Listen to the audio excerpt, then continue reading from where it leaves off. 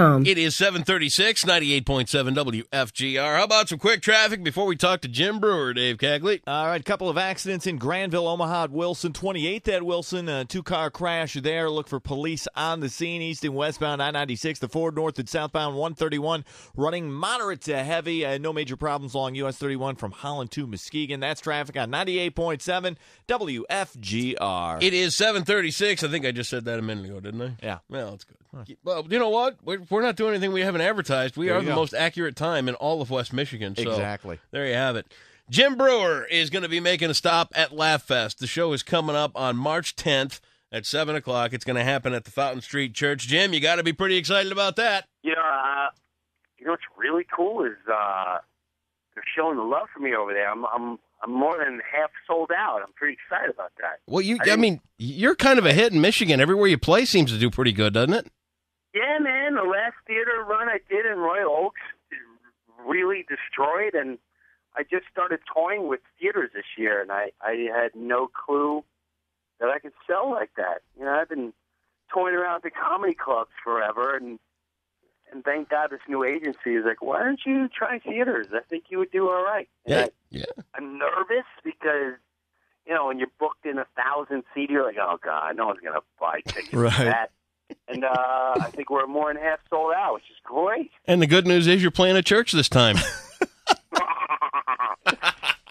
You know, if it was 10 years ago, I'd be really scared about that.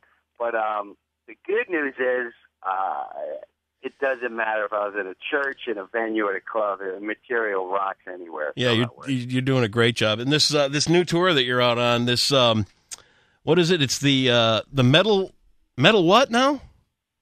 I don't know what they told you it was, but I personally call it something for everyone. No. Isn't it the metal father? I'm lost here. Heavy Metal Father? That's the guy. Is that what they called my show? Well, I read that just a couple of minutes ago. I was doing some research on you, and isn't your tour called the Heavy Metal? It's not what I called it. So well, that out there. Well, that's it. Dave did the research. Sorry, Jim, that's on me. No, that's all right. Who knows? It may say that somewhere. Who knows? You know, it would make sense. I don't know. I don't know who would put that out, but you know, who cares? All Whatever. right, good enough. Yeah, you don't know what's written on the internet. I kind of like that. You want to put it out there? Put it out there. Heavy Metal Family Man is Heavy Metal Father. The Heavy Metal Family Man is what they wrote. All right, that sounds interesting. Okay, good enough. Whatever. That was last year's tour. Okay, when I would go out with the band and stuff. Nice. You know, Jim, a lot of people, of course, remember you from your SNL days, mid to late 90s. One of my all-time favorite sketches, the Joe Pesci sketch when De Niro and Pesci came on and did a little guest appearance. How unnerving was that for you to be face-to-face with Pesci and De Niro on live TV?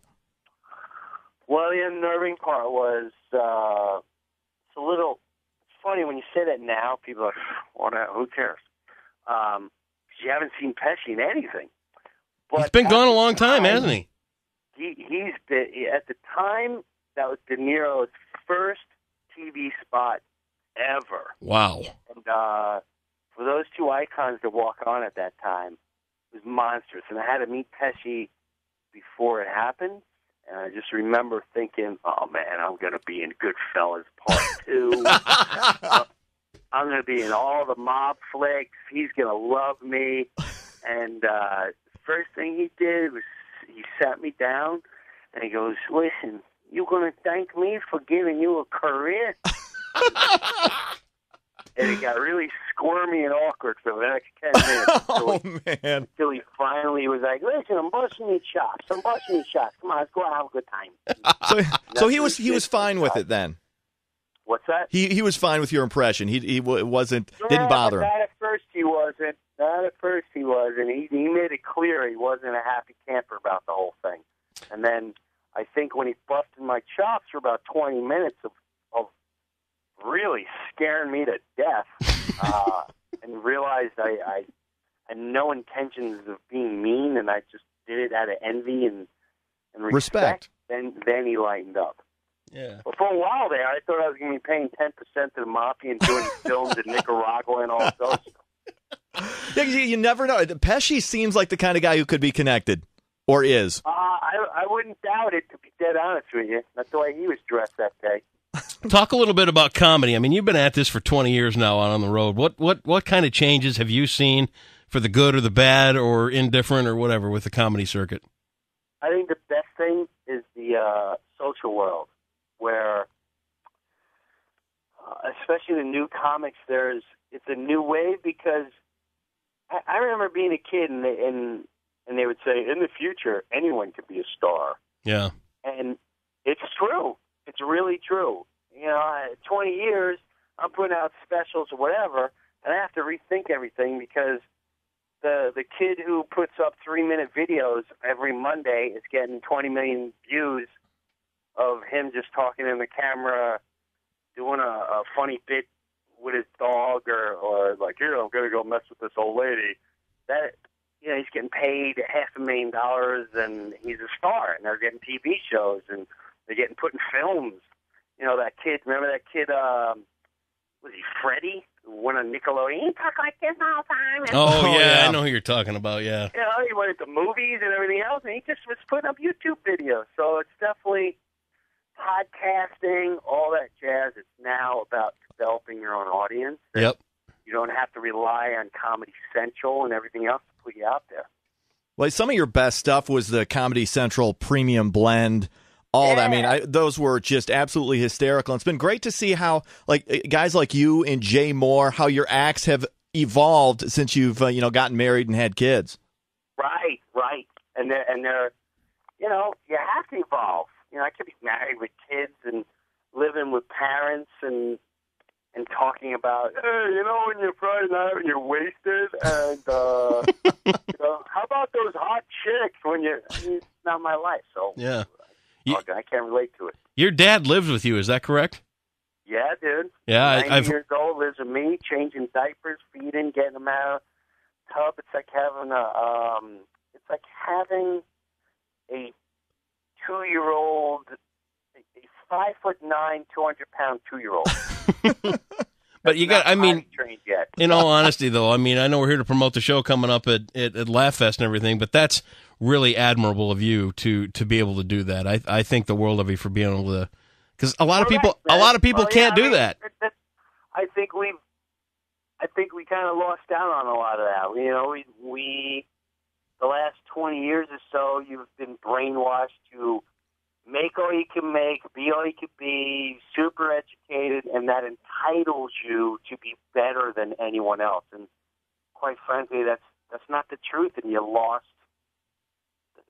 lose touch on taking care of people and yourselves, man. It's really it's an important part of us. I remember growing up and people like, yeah, look at those Puerto Ricans, just like 8 of them in that house, a bunch of animals, And then you get to know them like, you know what? They're a whole family taking care of one another. We should be doing that. Yeah. We should be living like the ones up the street. The whole freaking family, the aunts and the uncles and the cousins, and they look after each other. We don't do that here anymore. Yeah, it seems to be a lost art, that's for sure. Now, when you look back on your SNL days and you think about your career, would you say that is pretty much, once you've done SNL, whatever you do after that, you've hit it, you've rocked it, you've been to the pinnacle of comedy? It's a nice tattoo, but you can say it. You still got to make that landmark. It's nice to make it. It's like climbing Mount Rushmore, unless you made it to the top and stuck your flag in there, and people. I feel like I made my mark. Am I in the all-time greatest ever? Probably not, but I can sleep at night knowing I landed that Pesci, I landed that Goat Boy. I have those notches under my belt where people go, oh, you were my fave. Someone out there goes, you were my favorite. Yeah. That's all I could accomplish. And then even with the films, am I a film star? No. Am I in movies ever? Rarely. But I can honestly got that notch in my belt saying I'm in one of the all-time classic funny films of all time. Mm-hmm. I starred in it. So, I'm pretty content to where I'm at. And you were smart enough to get out of radio, so good for you. Yeah. That's why I'm going to have to move in with my son when I'm 90. I've already told him that, Jim. It's like, sorry, Max, you're going to be changing my diapers in about 40 years. So you're coming. It's going to be a. You realize you're going to be in a church. Yeah, that's fine with me. I got to be honest with you. Sometimes I wish it was an actual church. Yeah. I'd rather play in front of those audience than a bunch of drunks. Right. Yeah. They're very attentive. I will tell you that. I've played synagogues and churches. I'll tell you what, you're in for a treat with this church because it's really a magnificent piece of architecture. The decor is unbelievable, and you're really going to have a great time. Yeah, and I feel like I'm going to improv a lot, and I already got something up my sleeve, and I'm pretty pumped about it. So Really? Hopefully everyone can make it, bro. Yeah, it's going to be March 10th, part of Laughfest here, and all benefits Gilda's Club, which you know all about Gilda's Club. Of course. It's a big deal, and we're looking forward to benefiting all those great folks and seeing you coming up Sunday, March 10th. Jim Breuer, thanks so much for your couple of minutes this morning. Hey, man, thank you guys so much. You're the ones supporting me and putting me out there, so thank you, and I hope everyone can make it out. Well, if you know what, if you come into town early, just stop on by. We'll make sure you get down here and say hi to everybody. Sounds like a date. Have a good one. All right, Jim. Thanks, Thanks, Jim. man.